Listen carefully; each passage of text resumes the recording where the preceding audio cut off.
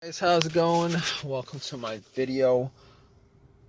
Here's the thing. I just want to give you guys some tips if you guys have the situation that I had a couple of days ago. So basically, um, what happened was I was at a McDonald's. I went to get something to eat, parked my car, got out, was there for maybe like 15 minutes, got back in, and it would crank. The car would crank and crank and crank, but it would not turn over. It would not turn over. It would just crank and crank and crank and would not turn over. So, I haven't had that issue with this car at all. I mean, there was maybe like 7 months ago, I had an issue where it wouldn't start, and it turned out to be the battery, but it didn't crank. It turned out to be a dead battery. But really never had an issue where this car would crank and crank and crank, but it wouldn't turn over. So the only issue I had was that dead battery from 7 months ago. This car drove fine since. Had no issues with it. So basically what I did first was I turned on the headlights, and just to see where the battery was, what level, how much charge was in the battery. If it was dim, I knew that it was the battery that was the issue, but the lights were bright. Headlights were bright. So basically, I didn't think it was the battery to begin with, but and the reason why it wasn't just because of the headlights, it was because of how strong the cranks were. All right, it wasn't like it was a slow crank. It wasn't like it was a soft crank. It wasn't like it was trying to crank. It was a very, very strong crank each and every time it cranked. Regardless, I opened up the hood and pretty much checked around the battery, because I thought, I was hoping that it would be something as simple as that. I didn't really want it to be anything bigger than that. Obviously, most people are in this situation.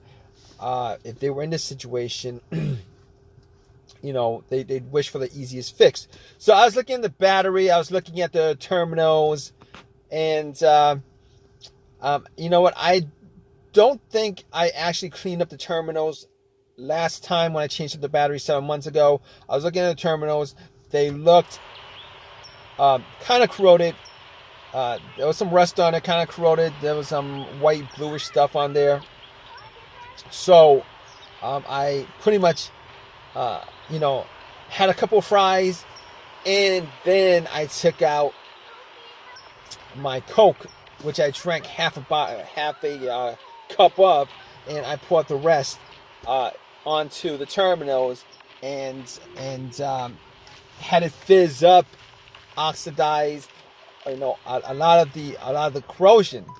So I pretty much took some paper towel and wiped it.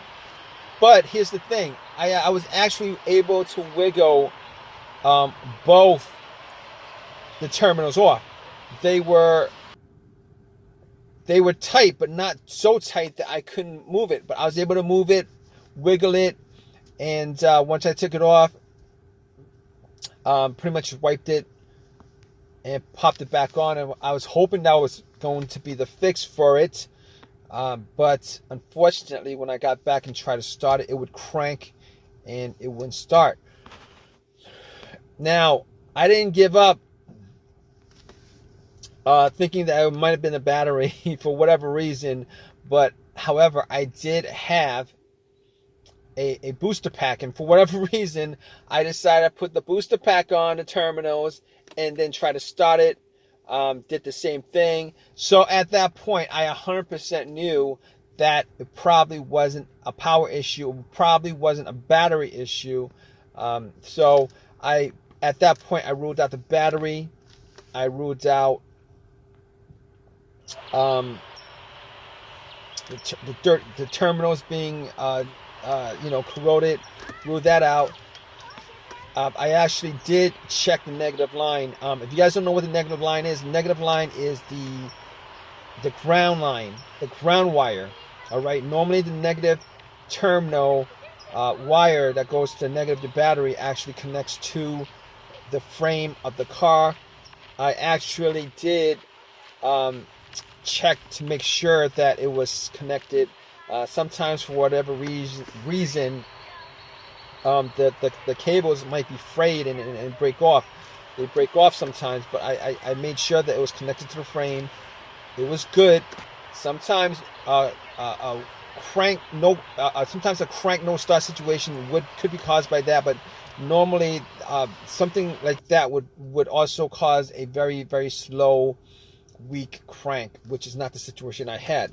But obviously in that situation I was able to eliminate the ground wire, also eliminate the alternator being the issue, and I really didn't consider the alternator being the issue to begin with, but just to be 100% sure, putting the booster pack on, I was able to eliminate the alternator, being that if the alternator was for whatever reason dying or weak or charged up the battery to just a little amount,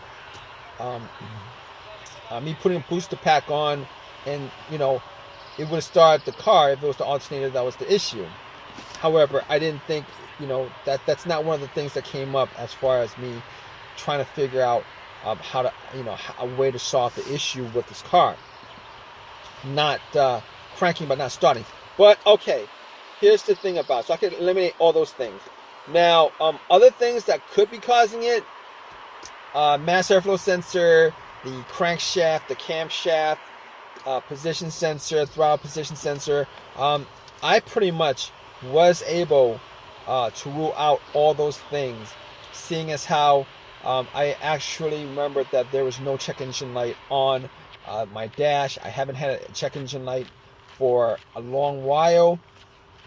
I did have a mass airflow sensor issue maybe like 6 months ago that caused the check engine light to come on, but no starting issues, no driving issues, as far as I could tell. But that was a very important thing as far as eliminating what could be causing the issue with the car. So basically, I was able to eliminate all those things: the mass airflow sensor, the throttle position sensor, camshaft, crankshaft, and anything else that has a sensor connected to it.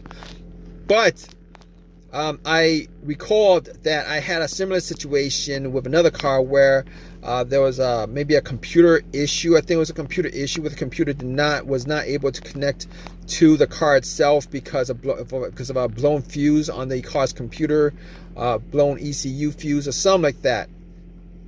And now I didn't think that was the issue, but I had an OBD2 reader, a $20 OBD2 reader that I actually bought from Amazon, from Walmart, and I plugged it in. And here's the thing about it: it read all the way through. It analyzed it, gave me a readout.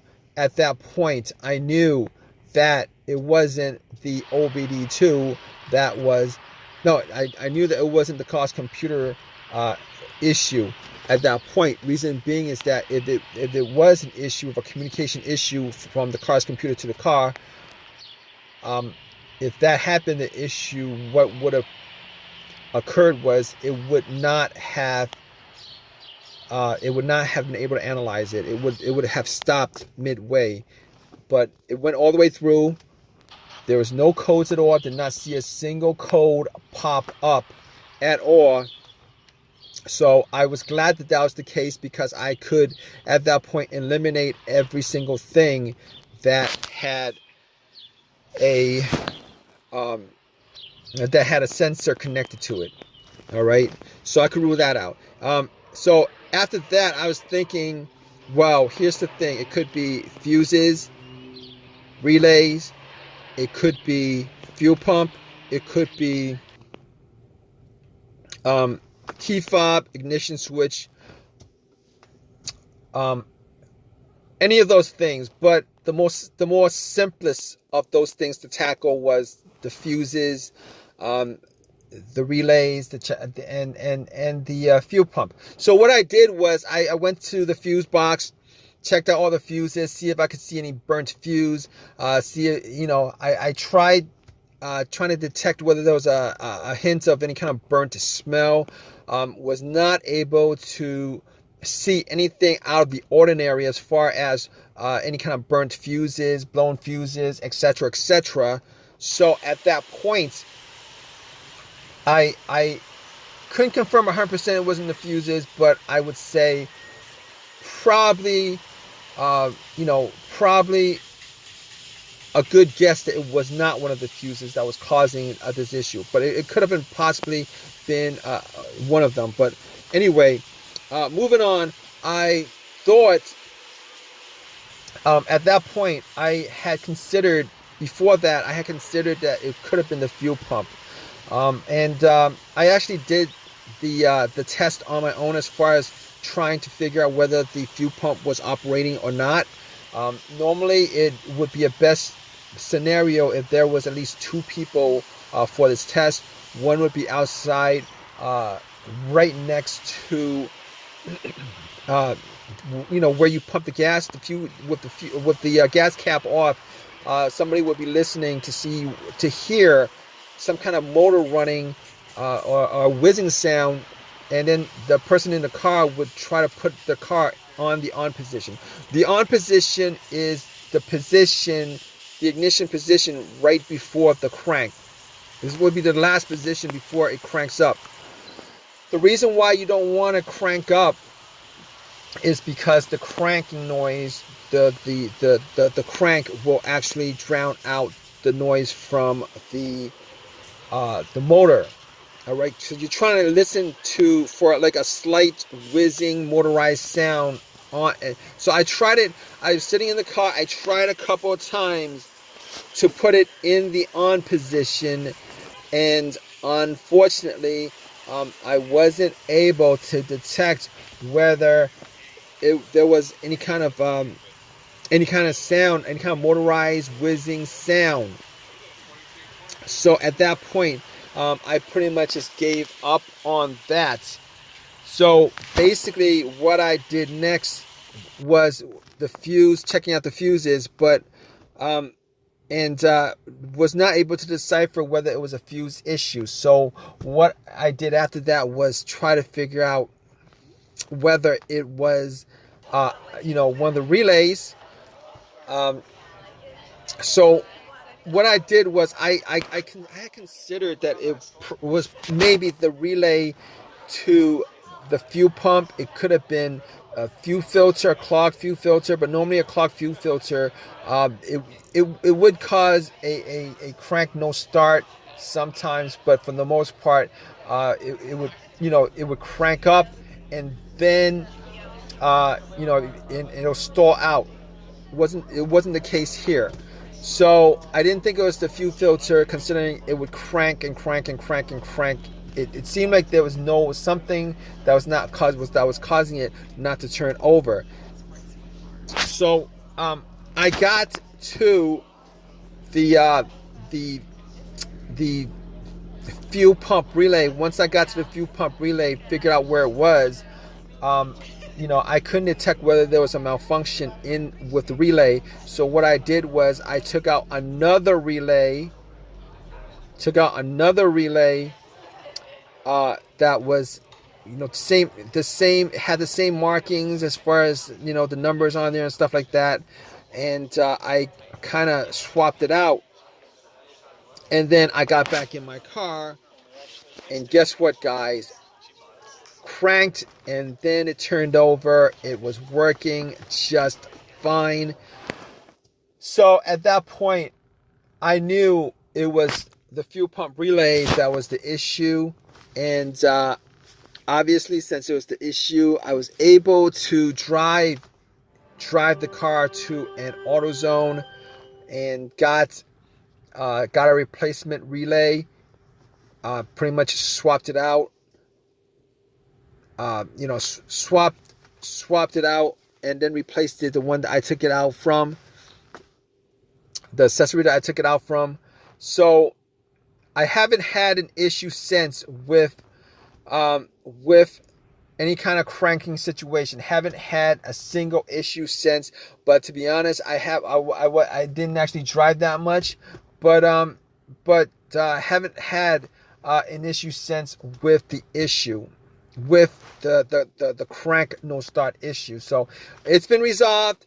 It drove fine all day today. Not a didn't have the same issue as I had previously. So this is a it was an easy fix.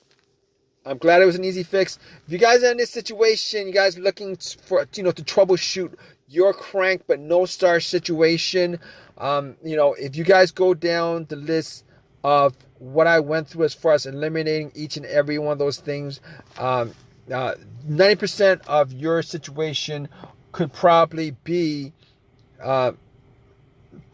you could probably figure out what the problem is. Regardless, hope whatever your situation is at this point, that it's an easy fix for you. Please give me a thumbs up. Please subscribe. If you have any comments at all, please leave a comment in the comment section. All right, guys, take care.